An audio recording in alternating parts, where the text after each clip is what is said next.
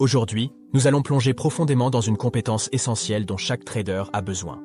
La capacité d'identifier des changements de caractère de haute qualité et valides sur le marché. Cette compétence n'est pas juste une étape. C'est la première et la clé que vous devez maîtriser pour ouvrir la voie à devenir un trader rentable et réussi. Parce qu'en ne maîtrisant pas ce sujet, vous risquez de tomber dans les pièges du marché. Dans cet épisode avancé, nous explorons différents types de changements de caractère. Les stratégies de trading et les actions de prix associées que vous pourriez rencontrer sur le marché. Mais ce n'est pas tout. Nous allons également décomposer les critères et les règles clés qui peuvent transformer un changement de caractère en un trade à haute probabilité. Alors traders, si c'est quelque chose qui vous intéresse, merci de donner un pouce en l'air à cette vidéo pour montrer votre soutien et de vous abonner à notre chaîne si vous êtes nouveau. À tout à l'heure après l'intro. Bienvenue de retour traders. Alors, commençons. Alors, quelle est la définition du changement de caractère? Un changement de caractère se produit lorsque la dynamique dominante du marché s'atténue, signalant un changement dans la tendance générale et le flux d'ordre au fil du temps.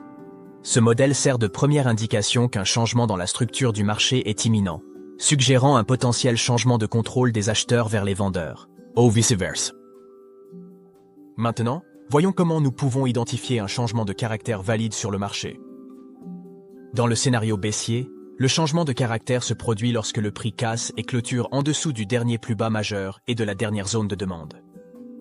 Les mêmes concepts s'appliquent au scénario haussier. Dans cet exemple, nous voyons que le prix était dans une tendance haussière, formant constamment une série de ruptures de structure haussière. Cependant, un changement dans la structure du marché se produit lorsque le prix casse le dernier plus bas majeur et la zone de demande, signifiant le premier changement de caractère. Le momentum à la baisse se poursuit, alors que le prix traverse la prochaine zone de demande et le plus bas plus élevé, entraînant un deuxième changement de caractère. Ce double changement de caractère suggère un changement imminent dans la structure du marché. Maintenant, nous pouvons anticiper que le prix entre dans le flux d'ordre baissier. Veuillez considérer ce point crucial. Chaque fois qu'une zone se casse, une zone de l'autre côté se forme automatiquement. Puisque le prix a cassé plusieurs zones de demande, une zone d'offre a été créée à l'extrême. Par conséquent, notre attente est que le prix monte vers la zone d'offre extrême. Si le prix réagit à cette zone, nous pouvons entrer sur le marché en plaçant des positions de vente. Notre anticipation pour le prix est de former des ruptures baissières successives de structure vers le bas. En regardant le graphique, nous remarquons qu'après la mitigation de la zone de demande extrême, attribuée à la vague du changement de caractère, le prix a inversé sa direction, a baissé, a cassé et a clôturé en dessous du nouveau plus bas généré. Par la suite, le prix a formé un retracement et remonté, a réagi à une autre zone d'offre, puis a continué à descendre, cassant une autre structure. Une fois de plus. Comme il est évident, la structure haussière générale du marché a changé en structure baissière après la formation du modèle de changement de caractère, et le prix est entré dans la phase de flux d'ordre baissier. Donc, un changement de caractère implique de changer la tendance générale du marché, passant de baissière à haussière ou de haussière à baissière. Encore une fois, considérons une structure de marché comme celle décrite, où le prix a formé un changement de caractère en cassant et en clôturant au-dessus de ce plus haut majeur. De plus, nous voyons que le prix casse cette zone d'offre, et il est à noter que le prix n'a laissé aucune offre non atténuée derrière lui. Comme vous pouvez le voir, toutes les offres ont été atténuées auparavant. Donc, cela signifie que lorsque le prix casse la dernière zone d'offre, cela signale la formation d'une zone de demande. Comme mentionné précédemment, chaque fois qu'une zone se casse, une zone de l'autre côté se forme automatiquement. Par conséquent, une nouvelle zone de demande non atténuée émerge à l'extrême. En tenant compte de cela, entrer en position longue sur la base de cette zone de demande est une option viable. Il y a une forte probabilité que le prix revienne à cette zone de demande, y réagisse, puis change de direction vers le haut.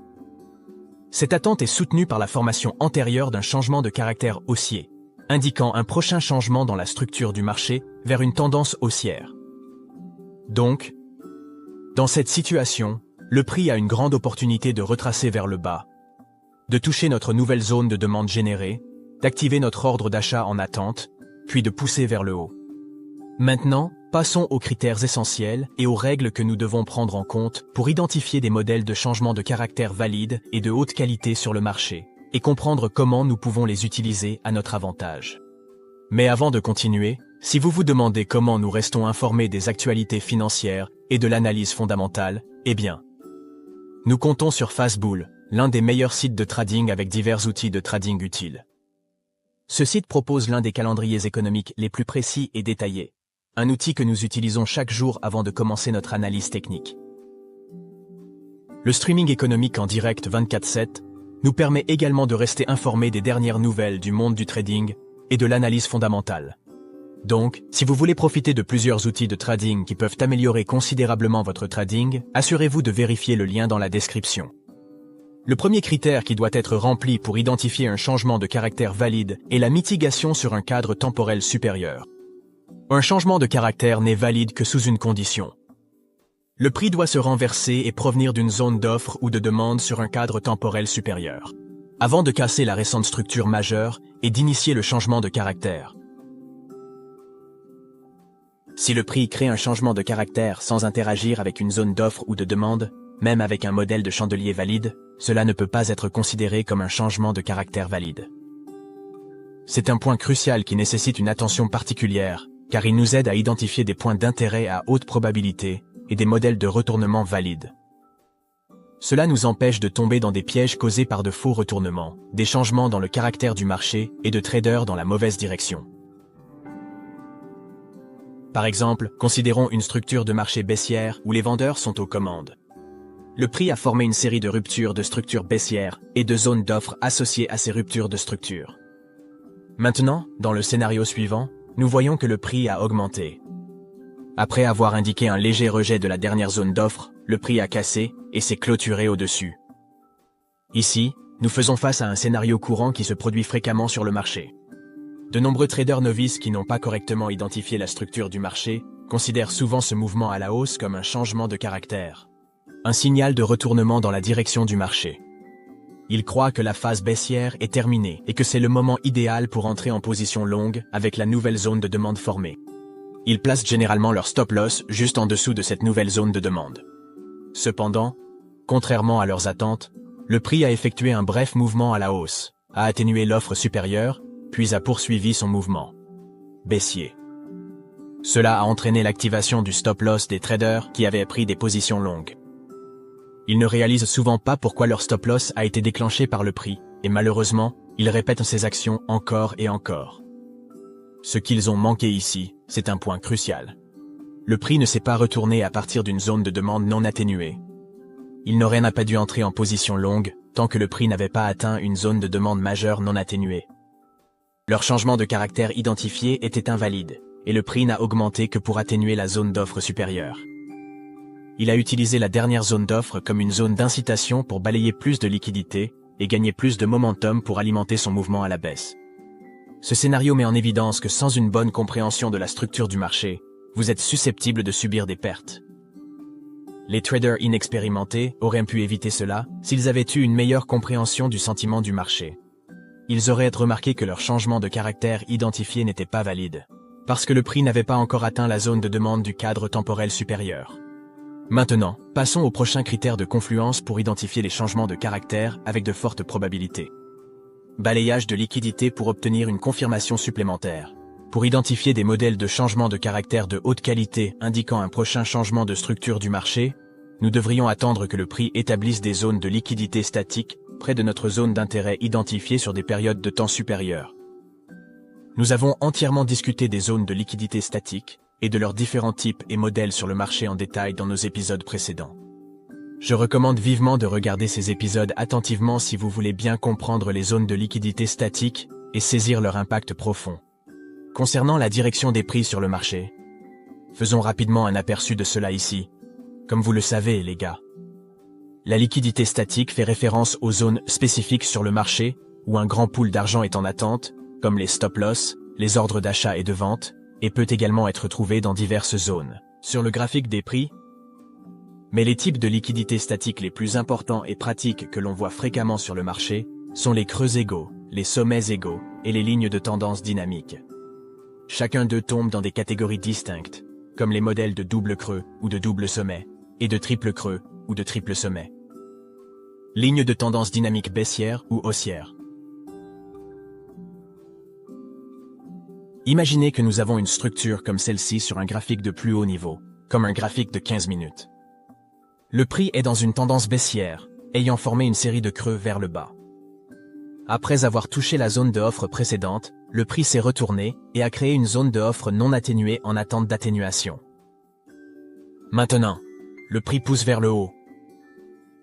En zoomant sur un graphique de plus bas niveau, comme celui d'une minute, nous voyons que le prix a formé une série de sommets et de creux de plus en plus haut sur son chemin vers la zone de offre du graphique de 15 minutes.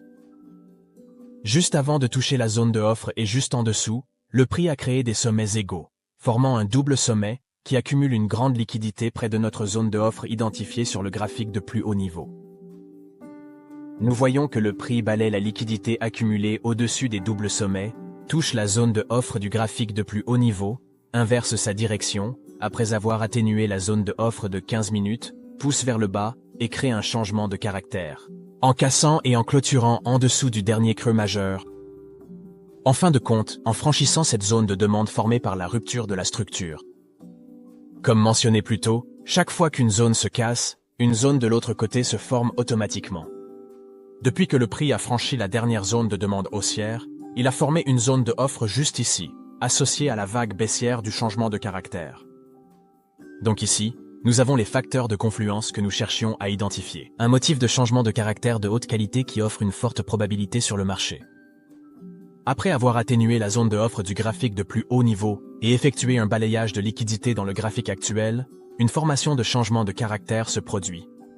Dans l'étape suivante, nous pouvons placer un ordre de vente à cours limité au point le plus bas de la nouvelle zone de offre générée, en plaçant le stop loss quelques pips au-dessus du point le plus haut de la zone. Pour le take profit, nous pouvons soit le placer à la zone de demande non atténuée du graphique de plus haut niveau, soit viser le creux de swing du graphique actuel. Reconnaître un motif de balayage de liquidité avant que le prix n'atteigne notre zone d'intérêt identifiée est crucial. Ce motif confirme la force de notre zone de demande des fournisseurs. Nous utilisons les balayages de liquidité comme facteur de confirmation. L'idée est simple, le marché a besoin de liquidité pour avoir du momentum. Si le prix ne balaie pas la liquidité avant un niveau clé, il utilise souvent cette zone comme liquidité pour alimenter son momentum. En conséquence, si le prix touche une zone de offre ou de demande de plus haut niveau sans balayer la liquidité, et par la suite, le prix montre un rejet. Et crée également un motif de changement de caractère sur le graphique de plus bas niveau. Cependant, il y a de fortes chances que le prix continue de se déplacer dans le sens opposé au nouveau changement de caractère généré. Et échoue également, déclenchant le stop loss des traders qui sont entrés sur le marché, avec l'espoir que le prix changera de direction principale après l'émergence du motif de changement de caractère. Passons maintenant au critère suivant, qui est la rupture de double zone. Pour qu'un motif de changement de caractère soit plus efficace, avec une plus grande chance de succès, le prix doit casser et clôturer en dessous ou au-dessus des deux zones de offre ou de demande successives sur son chemin. Par exemple, dans ce scénario, si le prix franchit cette zone de demande, nous avons également une rupture de double zone, car le prix sort des deux zones de demande successives, avec un mouvement baissier en une seule jambe. Ce motif sera une forte confluence et confirmation pour entrer sur le marché en ouvrant des positions courtes ou longues, selon le flux d'ordre baissier ou haussier. Considérons un scénario où le prix a seulement créé la zone de offre. Le prix a franchi et clôturé en dessous des deux zones de demande, laissant déjà une inefficacité significative derrière. Cela fournit une forte confirmation après l'émergence de la rupture de double zone. Par la suite, une nouvelle zone de offre forte se forme à l'extrême. Dans ce cas, nous pouvons placer un ordre de vente à cours limité à l'extrême de la zone de demande parce que le prix a de grandes chances de revenir. Pour combler l'inefficacité laissée auparavant, satisfaire les ordres, toucher le bloc d'ordre, atténuer la zone de offre, puis pousser vers le bas. En tenant compte du concept de rupture de double zone, ou même de rupture de plusieurs zones, dans votre trading, cela renforcera votre confiance dans votre parcours de trading, vous rendant plus certain de vos transactions. Maintenant, explorons un autre scénario possible de rupture de double zone que vous pourriez rencontrer fréquemment sur le marché. Encore une fois, nous avons le même scénario, avec seulement une différence. le prix n'a pas pu franchir la deuxième zone de demande avec un seul mouvement à la baisse. Nous voyons que le prix a franchi la dernière zone de demande et a créé cette zone de offre à l'extrême. Ensuite, le prix a connu une pause temporaire et un repli, mais il n'a pas pu atténuer la zone de offre extrême. Il a formé un pool de liquidité en créant un double sommet. Par la suite, le prix a chuté et a franchi la prochaine zone de demande. Puisque la zone de demande a été franchie, une nouvelle zone de l'autre côté sera créée, qui est la zone de offre. Comme mentionné plus tôt, la zone de offre supérieure est l'extrême, et la deuxième zone de offre, située un peu plus bas, est appelée la zone décisionnelle. Veuillez considérer que nous ne pouvons pas placer de transactions basées sur la zone de offre décisionnelle, car il y a de fortes chances que le prix monte. Pour balayer la liquidité accumulée au-dessus des doubles sommets et déclencher le stop-loss des traders qui sont entrés depuis la zone de offre décisionnelle. Si vous étiez entré sur le marché depuis la zone de offre décisionnelle, il y a de fortes chances que le prix monte. Pour atténuer la zone extrême et également balayer la liquidité accumulée en cours de route, si vous aviez un ordre, vous feriez partie de cette liquidité. Ce que nous devrions faire, c'est attendre que le prix balaie la liquidité accumulée sur le marché, touche notre zone de offre extrême, et ensuite nous pourrons entrer sur le marché. C'est tout, trader. Merci d'avoir regardé cette vidéo. J'espère que vous l'avez trouvé informatif et utile. N'oubliez pas de cliquer sur le bouton s'abonner et d'activer les notifications pour rester informé de nos dernières vidéos. Nous apprécions vos retours et suggestions, alors n'hésitez pas à laisser vos commentaires ci-dessous et à nous faire savoir quel sujet vous aimeriez que nous abordions dans nos futures vidéos. Nous apprécions votre soutien et avons hâte de vous retrouver dans le prochain épisode.